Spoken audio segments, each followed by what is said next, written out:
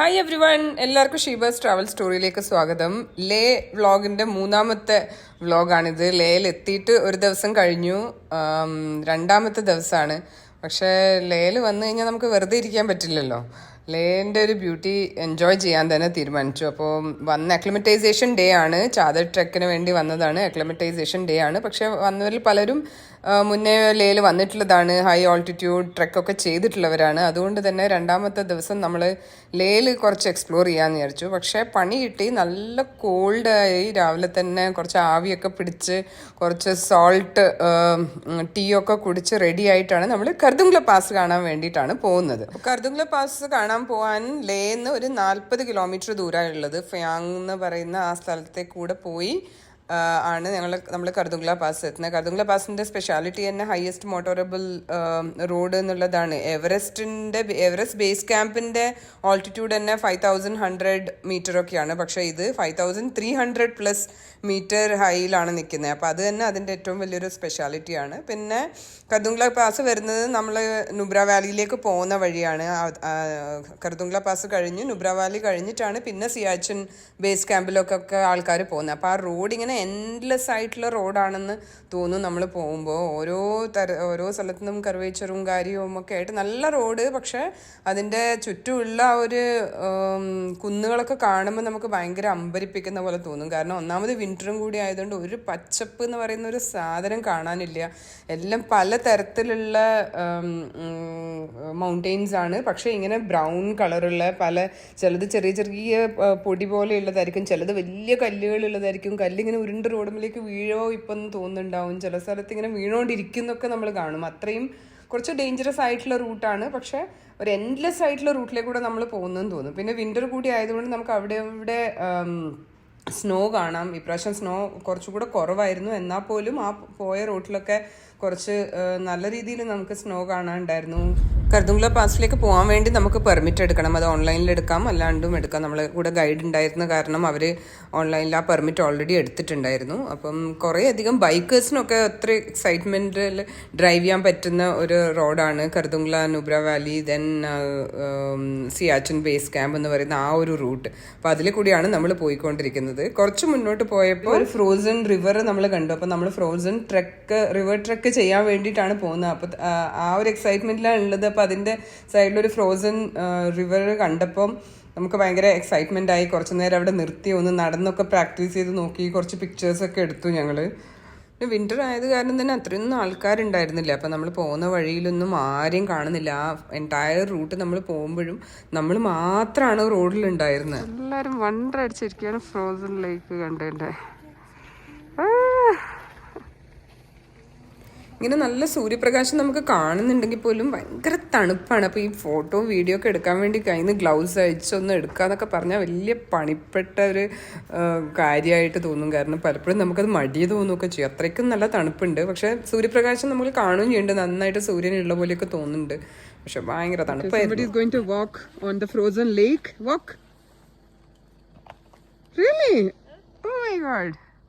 അങ്ങ് പോണ്ടേട്ടോ. अरे वाह,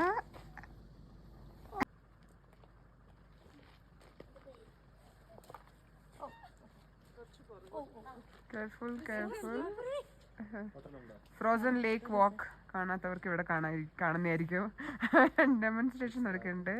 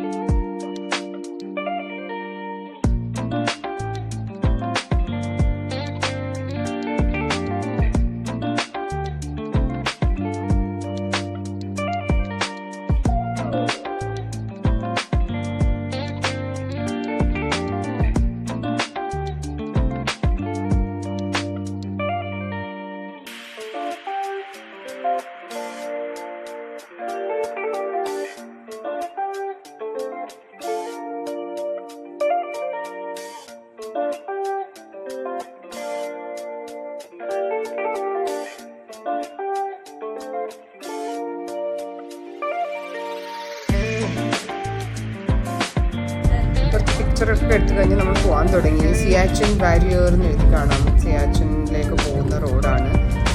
ബോർഡർ റോഡ് ഓർഗനൈസേഷൻ എന്ന് പറയുന്ന ബ്രോ എന്ന് പറയുന്നൊരു ടീമാണ് ഈ എൻറ്റയർ റോഡിൻ്റെ മെയിൻ്റനൻസും പ്രിപ്പറേഷനും അങ്ങനെ ഉണ്ടാക്കുന്നതും ഒക്കെ. അപ്പോൾ എല്ലാം അവിടെ ഇങ്ങനെ ബ്രോ എന്ന് പറഞ്ഞിട്ടുള്ള ബോർഡ്സ് കാണാം. പിന്നെ അതിൻ്റെ എന്താണ് റോഡ് സേഫ്റ്റിക്ക് വേണ്ടി കുറേ അധികം ഇങ്ങനെ ക്യാപ്ഷൻസ് ഒക്കെ എഴുതി വെച്ചിട്ടാണ്. ഭയങ്കര ഇൻട്രസ്റ്റിംഗ് ആയിട്ട് ഇന്നോവേറ്റീവായിട്ട് എഴുതി വെച്ചിട്ടുള്ള ക്യാപ്ഷൻസാണ് നമ്മൾ കാണാം. അത് വായിക്കാൻ തന്നെ ഇൻട്രസ്റ്റിംഗ് ആണ്. ഇപ്പോൾ കുറേ കൂടെ നമ്മൾ മുന്നോട്ട് പോയി തുടങ്ങി. നമ്മുടെ ലക്ഷ്യം കർദുങ്ല പാസ്സാണ്. ഈ ഗ്രൂപ്പിലുണ്ടായിരുന്ന മിക്കവരും കർദുങ്ല പാസ് മുന്നേ പോയതാണ്, ഞാനടക്കം.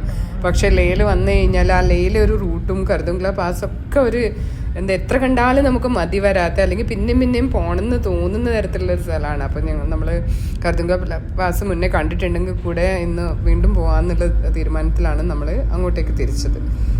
ലാ എന്ന് പറയുന്നത് തന്നെ മൗണ്ടെയിൻ പാസസ് എന്നുള്ളതാണ്. അതാണ് നമ്മൾ ഈ കർദുങ്ല, ചാങ്ല, സോജില അതൊക്കെ മൗണ്ടെയിൻ പാസസ് ആണ്. അപ്പോൾ ലാ എന്ന് പറയുന്ന മൗണ്ടെയിൻ പാസസ് ആണ്.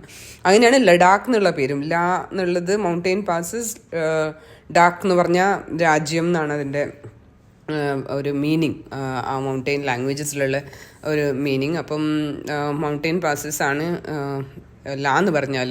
പാസ് എന്ന് പറയുന്നത് രണ്ട് വലിയ മലകളുടെ തമ്മിൽ കണക്റ്റ് ചെയ്യാൻ പറ്റുന്ന തരത്തിലുള്ള ഇതിനെയാണ് പാസസ് എന്ന് പറയുന്നത്. ഒരു മല കഴിഞ്ഞ് മറ്റൊരു മലയിലേക്ക് നമ്മൾ പോകാൻ ഓൾ ദ വേ മലേൻ്റെ മുകളിൽ പോയി താഴെ ഇറങ്ങി വീണ്ടും മറ്റേ മലയുടെ മുകളിൽ കയറി അങ്ങനെയാണ് നമ്മൾ പോവുക. അപ്പം അങ്ങനെയുള്ള ഒരു കണക്ടിവിറ്റീനെയാണ് പാസസ് എന്ന് പറയുന്നത്. അപ്പം മൗണ്ടെയിൻ പാസസ് എന്നുള്ളൊരു മീനിങ്ങിലാണ് ഈ എല്ലാത്തിൻ്റെയും കൂടെ നിങ്ങൾ കർദുങ്ല പാസ്, ചാങ്ല പാസ് എന്നൊക്കെ നമ്മൾ കാണുന്നത്. അത് അവിടെ മൗണ്ടെയിൻസിൽ മെയിൻലി യൂസ് ചെയ്യുന്ന ഒരു ടെർമിനോളജിയാണ്.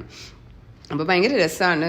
കർദുങ്ല പാസിൻ്റെ അവിടെ എത്തുമ്പോൾ തന്നെ ഒരു ഒത്തിരി അധികം ഇങ്ങനെ കളർഫുള്ളായിട്ടുള്ള ഫ്ലാഗിൻ്റെ അതൊക്കെ കെട്ടി ഒക്കെ കാണാം. പിന്നെ ചുറ്റും സ്നോ ഉണ്ടായിരുന്നു. ആദ്യമായിട്ട് സ്നോ കണ്ട സന്തോഷത്തിലൊക്കെ ആയിരുന്നു ലിസ. അത് കഴിഞ്ഞിട്ട് ഞങ്ങൾ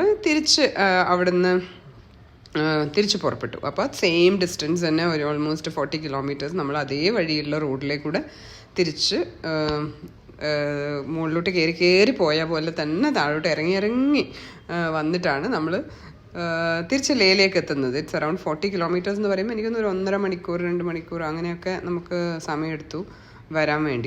തിരിച്ചു വരുന്ന വഴിയിലാണ് ഏറ്റവും മനോഹരമായ ആ 12 ഫ്ലോർസുള്ള തിക്സേ മോണിസ്ട്രി, അതിൻ്റെ വ്യൂ ആണ് ഈ കാണുന്നത്. റോഡിൽ നിന്ന് നമുക്ക് കാണാം ഇങ്ങനെ നിലയായി 12 നില ആ കുന്നിൻ്റെ മുകളിൽ, ഏറ്റവും മുകളിലത്തെ നിലയാണെങ്കിൽ നല്ല ചുവന്ന കളറിലൊക്കെ. പിന്നെ അത് കഴിഞ്ഞിട്ട് പിന്നെ കണ്ടതാണ് ആ 3 Idiots എന്നുള്ള മൂവിയിൽ കണ്ട ആ ഒരു സ്കൂളുണ്ടല്ലോ, കുട്ടികളെ ഡിഫറെൻറ്റ് രീതിയിൽ പഠിപ്പിക്കുന്ന പ്രാക്ടിക്കൽ അപ്രോച്ചസ് കാണിച്ച് പഠിപ്പിക്കുന്ന ആ സ്കൂള് ഭയങ്കര ഫേമസ് ആയിട്ടുണ്ടായിരുന്നു. അപ്പോൾ ആ ആക്ച്വൽ സ്കൂളിൻ്റെ അതിൻ്റെ എൻട്രി പോയിൻ്റാണിത്. അപ്പോൾ അതുവഴി കയറി നേരെ ഈ റോഡ് 2 ഭാഗത്തും ചെടികളൊക്കെ ഉള്ള, അത് ഇപ്പം ഈ വിൻ്റർ സീസൺ ആയതുകൊണ്ടൊന്നും ഇലകളും കാര്യങ്ങളൊന്നും ഇല്ല, എന്നാൽ പോലും 2 സൈഡിലും നല്ല രീതിയിൽ ഇങ്ങനെ ചെടികളൊക്കെ വെച്ച് ഇങ്ങനെ വലിയൊരു പാതയായിരുന്നു. അവിടെ പോയി അങ്ങ് ഉള്ളിലെത്തിയിട്ടാണ് പിന്നെ നമ്മൾ റൈറ്റ് ടേൺ ചെയ്ത് അവിടെ വണ്ടി പാർക്ക് ചെയ്യാനും പിന്നെ ഒരു ചെറിയ സ്കൂൾ ഒരു ഡിസ്റ്റൻസിൽ കാണുന്നെന്ന് മാത്രമേ ഉള്ളൂ. അപ്പം നമുക്കത് ഉള്ളിലൊന്നും കയറാൻ പറ്റിയില്ല. ജസ്റ്റ് പോയി അതിൻ്റെ ഒരു ഇൻ ആൻഡ് അറൗണ്ട് കണ്ടിട്ട് ഞങ്ങൾ തിരിച്ചു ലേയിലേക്ക് പോകുന്ന ഒരു റൂട്ടാണ് നിങ്ങളീ കാണുന്നത്.